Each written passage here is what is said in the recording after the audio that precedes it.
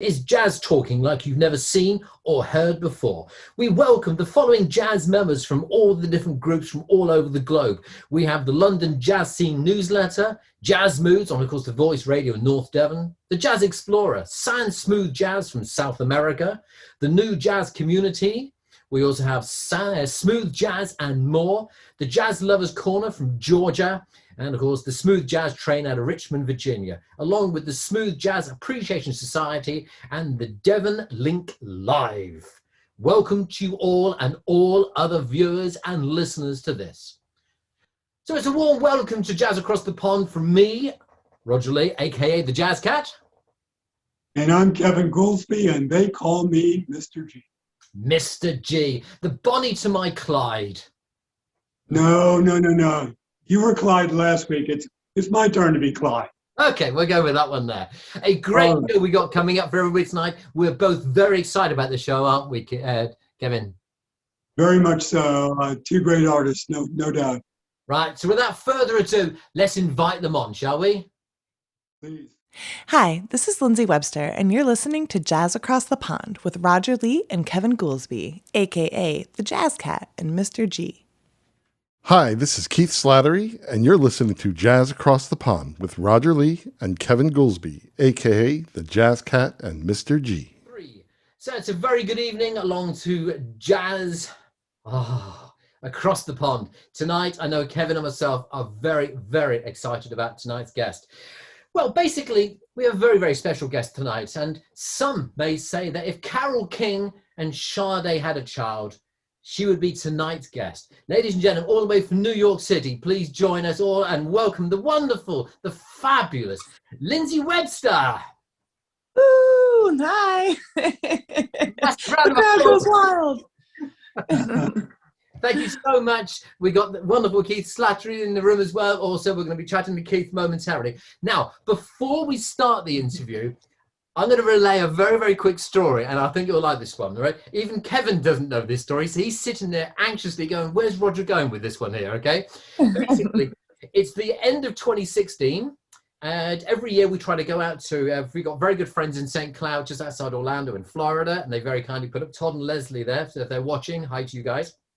And we've got a hire car. I'm driving, the Dean, my wife, Scott and Natasha in the back. And we're driving along. We're heading to Miami to meet some very good friends of ours to have a dinner that night. Roger and Marie, again, hi to yourselves. So we're traveling down there, and I've got a jazz radio station on. And I'm listening, I'm driving along, minding my own business now, and suddenly your track comes on, Lindsay. And at that stage, I hate to say this, I didn't actually know much about you at this stage, but this track comes on and I found myself getting really engrossed in it. And I'm going on, and little did I realize, but the foot got a bit heavier. Next thing, I look in the rear view mirror. We all talk about when we first hear an artist for a song, and this is your story, okay? Suddenly the Mustang behind me lights up like a Christmas tree.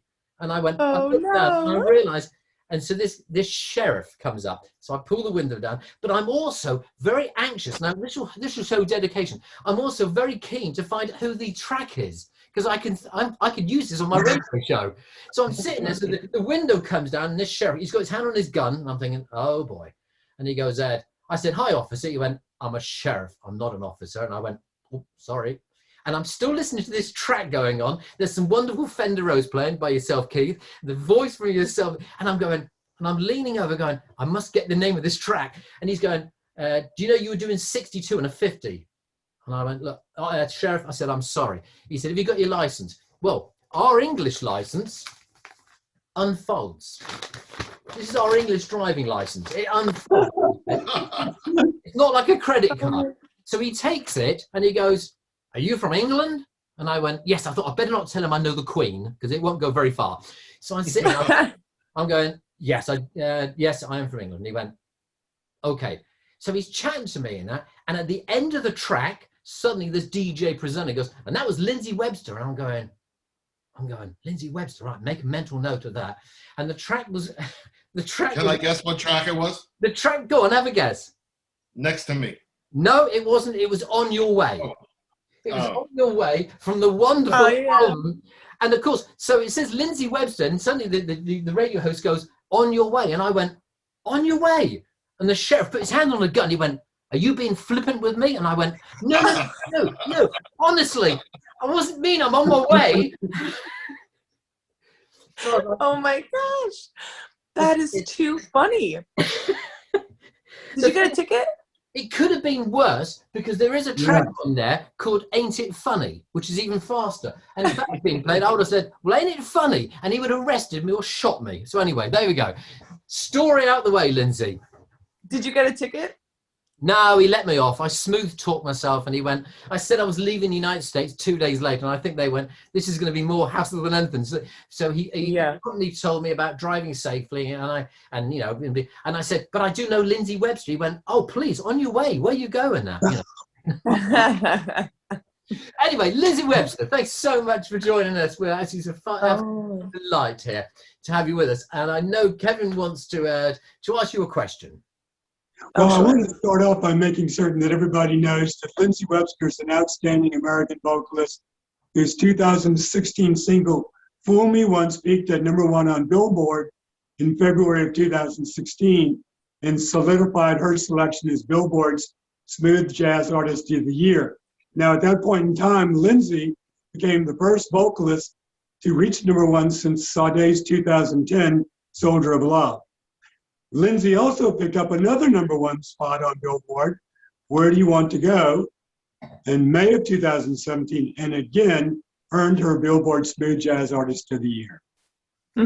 Absolutely. What a great accolade. And so you must be very, very proud and wonderful. Lindsey Webster, born in Woodstock, New York. Now, am I right in saying, we do a lot of research before we come onto the show, and am I right in saying at a very young, tender age, you first started off playing the cello? Yes. Yes, that's right. I grew up, in Woodstock, New York, which is a very artist-based community. And our school was wonderful. We had a great music program. They had instruments for all the kids. You could choose whatever instrument you wanted to play.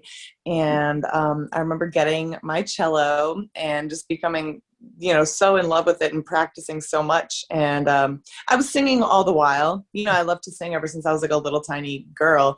But my cello was actually like my main focus for, from 3rd grade until 9th grade, when I kind of stopped going to high school. But yeah, so it was a really big passion. I mean, it still is a passion of mine. I just, the focus is more on the singing now. So. Now, do you come from a musical family at all? Yeah, I do. My mom was a singer. My dad can pretty much pick up anything and play it. So, and just the love of music, a big record collection my mom had, and just passionate about music. There was always music playing. So. What type of music, though? Because obviously there's a lot of your love and creation is from jazz. But I mean, what were you listening to at home? Who were your influences? Well, early on, I can remember like hearing Elvis Costello, George Harrison, Jimi Hendrix, Karen Carpenter, a lot of those types of artists. Then when I started, developing my own sense of music that I liked, I was buying like Mariah Carey tapes and No Doubt. I loved Gwen Stefani. I also was listening to like, I don't know, anything that my older brother was listening to, because he is a musician. He plays everything, and he was in a lot of bands. So there was also a lot of like rock and kind of like punk music that I was into, a lot of hip hop that I really liked from the 90s. So my taste is so eclectic. Like if anyone would look into my playlist, you'd be like, is this the same person making all the, like with all these things? Like, so, yeah. It's funny you should say that, because in England we have a thing called Desert Island Disc, and it's where they get an artist on and they have to say that if they were on a desert island, which 8 albums would they take with them? And I think yours would be a very right across the board. It would be very diverse. Well, Lindsay, having said that, at one point in the past, you were quoted as saying, "I am an artist, period." Now, I'm sure you had several role models. You've already mentioned a few as you began your career, but who were your role models, and what was the genesis of that question?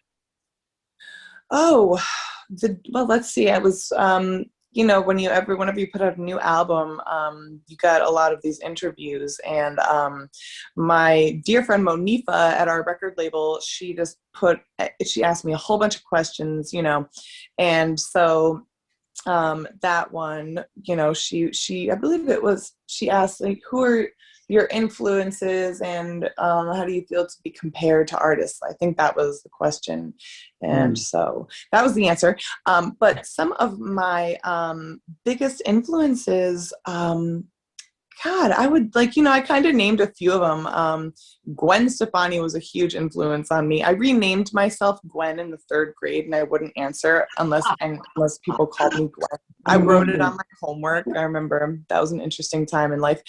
And but then once I heard Mariah Carey, I was like, this voice is crazy. Even though the music is poppy and like kind of corny, for me, it was just all about her voice. I didn't really care that they were, you know, typical kind of cliche love songs, even though I think she was also a very talented writer, you know, in that period as well.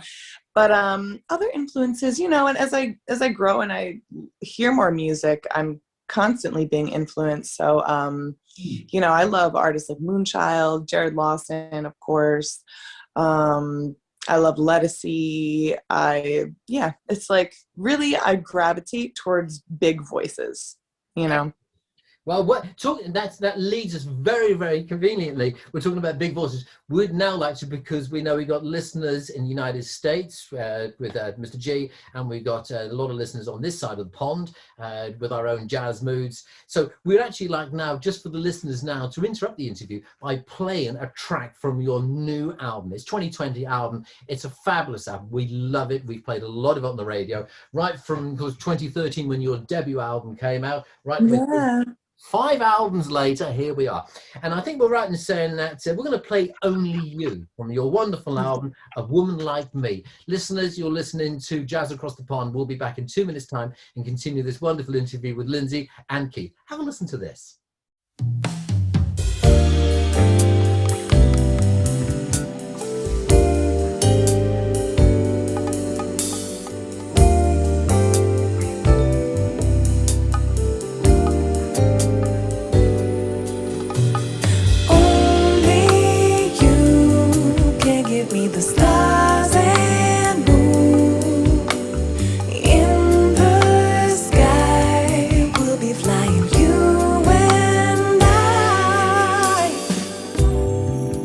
The stars right here in my heart. You are the night, I am the moonlight. I illuminate you in a different way. For you will shine, light up your life.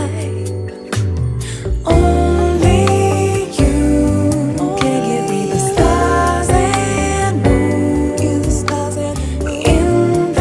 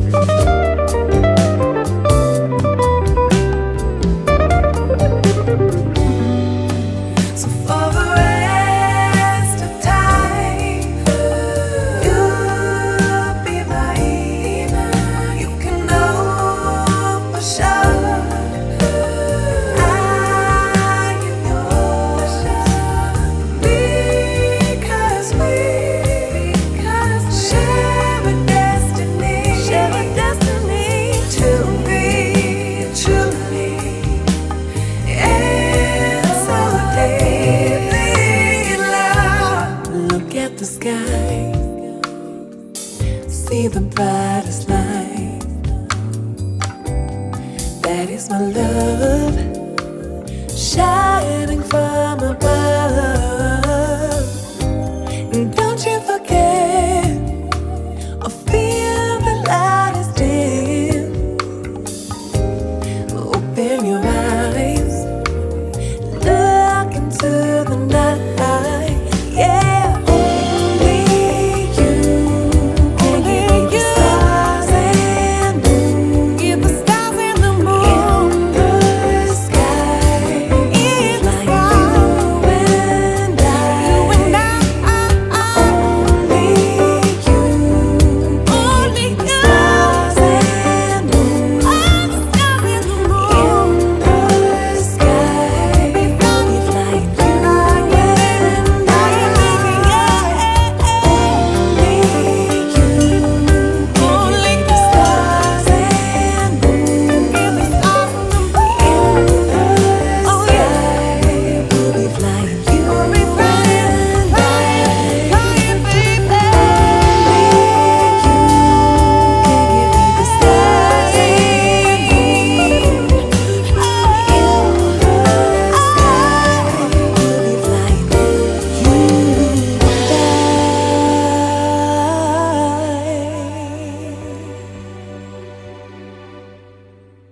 3. You just been listening to the fabulous voice. It's her 2020 album. It's Lindsay Webster. It's A Woman Like Me. The track there was Only You. Absolutely fabulous. We just love it. Thank you. And now it's our pleasure to introduce Mr. Keith Slattery to the show. Welcome, Keith. Thank you. You're very welcome. Now, as we understand, your parents discovered at age 4 that you had a keen interest in piano. They wound up enrolling you in classes at age 4 where you developed a basic understanding of music, how to read music. From there, at age 8, you had your first recital. You went on to go to the High School of Performing Arts in New York City. While you were there, you joined a band. You get discovered by record producer Clyde Polk. Clyde takes you into studio. From there, and I'm going to wrap this up, from there you go on to work at the historic Quad Studios in New York City, where you had an opportunity to advance through the ranks. You became a freelance engineer, and you actually worked with Kanye West, with Ludacris, DMX, with Aretha Franklin, and then the Embers. So if we really look back at your life in retrospect, in essence, all of the experiences that you had acquired over time brought you to that moment in 2009 when you met Lindsay. So how did your life experiences prepare you for what was going to be the next great part of your story? Okay. Thanks for having me on. That question is complicated. You were talking to Lindsay about her influences. And aside from all the work I've done over the years, they came from my uncles. My uncle was a keyboard pianist, and my other uncle was a drummer. And so I was listening to a wide variety of music at a very young age. And a lot of it, was like Stevie Wonder and jazz fusion and things like that. And then, once I met Lindsay, it was kind of the perfect time for me to, start writing, because I had always written instrumental music for years, but I never really worked with a singer. So, all those things contributed to somehow us creating what we do, which I think most people will agree that we have a unique sound. And, there's no way we could have calculated how to do it. It just is what it is, So, that's, it's all those things combined. Even the hip hop, all Keith learned from the hip hop artist how to deal with me. Perfect. Well, Keith, the amazing thing is that all of that brings us to today, and as we eagerly await your debut project, Duality. I know that's supposed to be released this summer. your promotional single, It'll Be All Right, featuring the soulful saxophonist, Mr. Everett Harp, has already captured spots on the charts. Can you tell us a little bit more about that project? About my project? Yeah, well, I had wanted to do a record for years, solo artist, but when we went in to record the basic tracks for Lindsay's last record, we went to LA and we worked with Vinny Colaiuta on drums, Luis Conte on percussion, Nathan East on bass, and we had booked 4 days with the intention that I would be able to sort of jump on with the rhythm section and record a bunch of songs. So that's how that happened. In addition, I had recorded a few songs previous to that with another drummer named Chris Miskell, who plays with Brian Culbertson and Will Downing, lots of people. So that's how it started.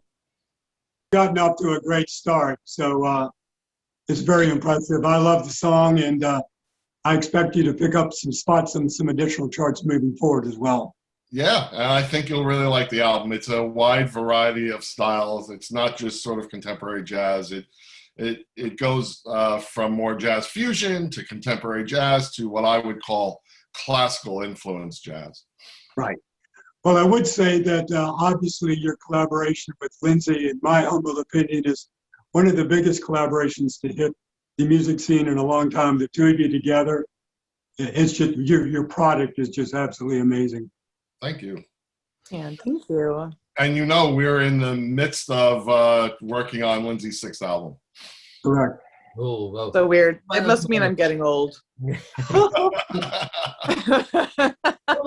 I mean, Kevin is very kindly, he's given us a taste all about the new track. We're going to play the new track for you now, and we can't wait for the new album. So listeners, have a listen to it. This is Keith Slattery, and It'll Be All Right. We'll be back with you in a moment.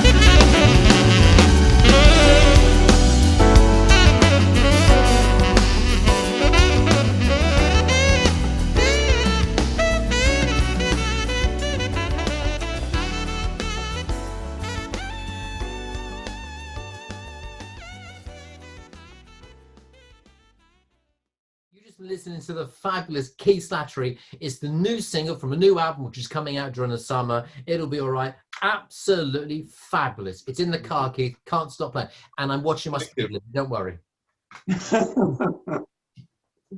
So here we are then, the two of you met in 2009. The debut album came out in 2013, a self-titled album, Lindsay Webster. So how did the two of you meet then?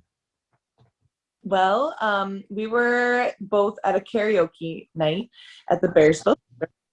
And, you know, that's what, up until that point, I was mostly just doing karaoke or sitting in on like open mics, asking any guitar player there if they know like Natural Woman or something, you know, doing that kind of a thing. I'd done backgrounds for a friend when I was like 16. I flew out to, what was it, Oklahoma or some place in the middle of the country, and did this little show with this amazing singer. Her name was Roz. So I had like dabbled in recording, doing backgrounds, doing some live shows. Of course, being in the orchestra, grew up on the stage, you know, so it's not like it was like too far-fetched, but yes. So then Keith and I met at the karaoke, and we started performing together shortly after that, doing just like jazz duo gigs in restaurants, country clubs, anywhere that would have us.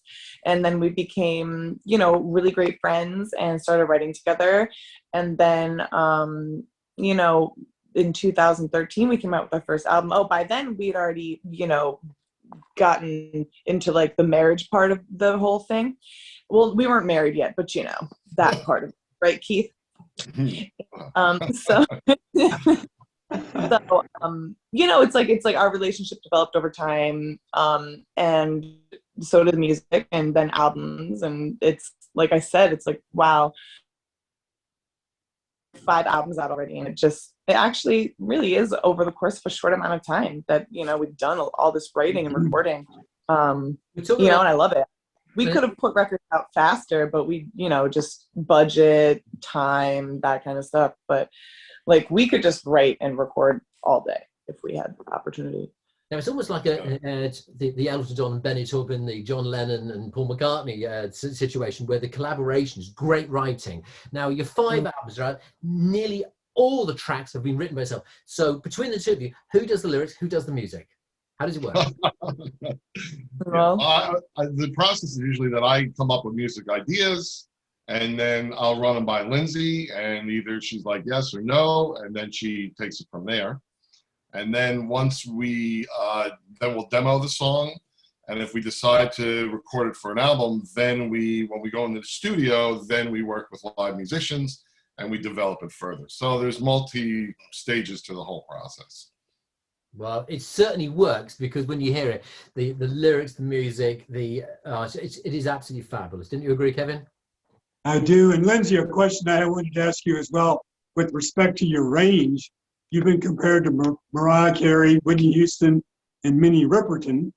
My question is, have you always had that wonderful voice of yours? Have you gone through any kind of voice training, or is it just strictly, it's just a natural gift? It's pretty natural. Wow. You know, my mom, like I mentioned earlier, she was a singer, and so she would kind of give me little voice lessons. Like when she would hear me singing, belting in particular, she would be like, always remember like to let it resonate. Like don't sing from your throat, like envision it coming from over your head. She had all that kind of training when she was younger. So in a way I did have training, but you know, no real extensive stuff. Just, you know, my mom kind of being my coach. And then, you know, my school, my elementary school, the one that they had the great music program, I was also a member of chorus. And then I went on to, you know, be in like the smaller, you know, people who excel at the music. It's like a little smaller little chorale or whatever they call it, the youth chorale. And so yes, I think I don't even remember the question you asked anymore, because I always do this. I want to fucking no idea. Now, a question I'd like to ask, I said the much anticipated new recording, which we're going to talk about the new one, the 6th album in a moment, but certainly the 22 now, A Woman Like Me, again, 10 of the 11 tracks are written by the two of you. However, There is a cover. There's Somewhere Over the Rainbow from the 1939 The Wizard of Oz. Now, apparently, if our research has done it correctly, apparently when the two of you are, you're on show, you're doing a gig, you're on concert, it is the one track that most people request, and they love you doing it. And I must say, you do it justice. It is a fabulous version. So why this particular track? And are there any other tracks which you turn around and go, do you know, I'd love to have my own version, have a go at that one? Well, anytime we've considered doing a cover, we've recorded covers in the studio. We've done Hallelujah. We've recorded Free. We've recorded As Free by Denise Williams. We recorded As.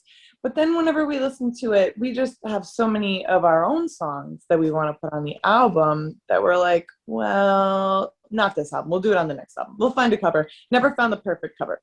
And then, like you said, Over the Rainbow has been one of our most requested songs, our most loved song, like our signature staple song now after, 6 years of performing like across, on this bigger scale of like music festival, really come to be known for this song.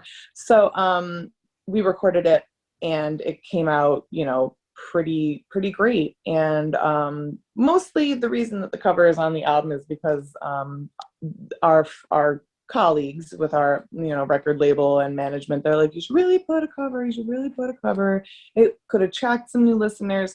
So we finally, it was a combination of it being like not forced, I don't want to say forced, but suggested over and over and over again very strongly we do it, and then recording it, and it came out beautifully. So that's kind of how Over the Rainbow came to be as a recording. And I'm really happy we did really just listen to it the other day, because when the albums always first come out, I'm thinking to myself like, oh, it could have been better. But once I take a step away and I listen, I'm like, you know what, that wasn't too shabby. Can I tell you why I wanted it on the record? Is because literally every time we perform and afterwards do meet and greet and stuff like that, every single time, multiple times, people will say, is Over the Rainbow on this album? Is it on this album? And I just got tired of hearing it, so I said, we got to put it on the record. You're absolutely right. That was a common question after our shows. Now, a lot of artists tend to release live albums, and it's very, I mean, here we are with COVID and nobody's performing live at the moment. And I know there's some albums I tend to put the headphones and I try to imagine myself there, just so at least I'm not suffering from withdrawal symptoms. But I mean, with your show, wouldn't it be a great idea to actually release a live album? Yeah, absolutely. We'll do it someday. Okay. Well, I tell you what, I listened to your live performances, and the production on it is just as good as your studio production. So I'm all for it. Yeah. So tell us more about this 6th album then, please. Well, we've begun the process of writing. I think we wrote the first song for it last October. And it's awesome. It's going to be my favorite album yet. That's what we say every time, because it does. Every album we feel like, hopefully we get a little better at it, The only album I haven't said it's going to be our best album yet is A Woman Like Me. And I don't know. It was just, I was going through my own personal stuff while writing the song, so I kind of associate, you know what I mean? It was like, as you all know, Keith and I were married and we went through a breakup, and A Woman Like Me is the album that came after that. And, Keith and I are obviously still great friends, but it was a process, And so that album, I really associate my time writing going through that process. So for me, like, even though the songs are great and none of them are even about Keith or our situation, but I just remember, writing that album and knowing, it was the first time that Keith and I weren't living together working on an album. It was a whole new process. So, well, what I would say is Adele hasn't done too bad writing about her emotions, has she? Yeah, and she's killing the game. She's amazing. Hey, Keith, You guys have worked I've had some amazing guest artists in the past. Can you share with who you might be bringing in for the new project? For Lindsay's Yeah. CD? Yep. You know what? Top secret, can't tell you. What he really is, we have no idea. We have not talked about that at all. We don't even know. I think we would love to work with Vinny and Nathan again, and Louise. That worked really well. So if we can make that happen, but who knows? Different schedules, and we actually just booked our first real performance, like festival performance, since we played. Our last performance was March 11th last year at the Iridium in New York City. And yesterday we just confirmed that we'll be at Seabreeze Jazz Festival down in awesome. Panama City Beach. Awesome. Yep. April 23rd. Wow. With Adam Hawley. Write that down. Well, picking up what Kevin was saying, yeah, I mean, we, in your previous albums, Nathan Lees, Norman Brown, Rick Braun, I mean, some amazing artists there. So, it's fabulous to see the collaboration between the two of you. It has been an absolute pleasure. We can't wait to hear the 6th album. And we always love, I know on Jazz Moods, I know with the Smooth Jazz Train out of Richmond, Virginia, whenever we play your music, the feedback from everybody is absolutely wonderful. We always love listening to the two of you and great music. Thank you guys. We would love to get back over the pond, hopefully later this year if possible. I thought that's our strap line, over the pond, isn't it, Kevin? Oh, we can both use I don't think they're infringing on that copyright, aren't they? It's been an absolute pleasure to have you join us on that. We love your music, and thank you so much for taking time. Our thanks to Lindsay and to Keith. Thank you. Thank you. Not at all. Thank you. Say goodbye, Kevin. Come on, Kevin. He's locked out now. And it's goodbye from myself. For everybody here at Jazz Across the Pond, take care. And if you are going to, we're gonna finish off tonight playing one of your tracks, the one that nearly got me into trouble. We're gonna play that, but here's a public service announcement. If you are driving a car while listening to this interview, keep your foot off the gas, because I will not pick up your speeding ticket. From myself, everybody on Jazz Moves, look after yourself, take care. From myself, Roger, goodbye.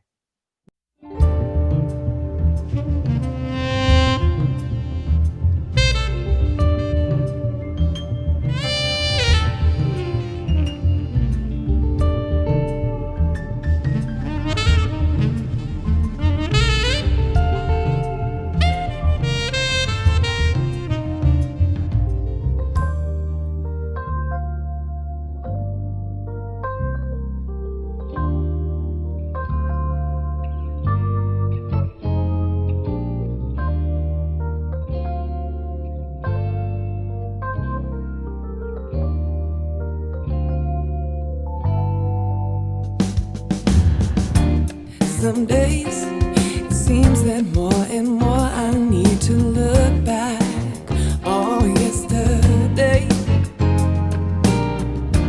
to see the path that we have traveled just to make sure we're on our way to a brighter day under a brighter sun, making more of what we need to get along. I know that we forget the things we have, but I also know that gratitude comes from the path you choose. Some days it seems that more and more I need to look back on yesterday to see the path that we have traveled just to make sure we're on our way to a brighter star in a darker sky, twinkling above us in the misty night. The universe is vast, and so I know if I keep on heading down this road, there's just one place to go. Some days it seems that more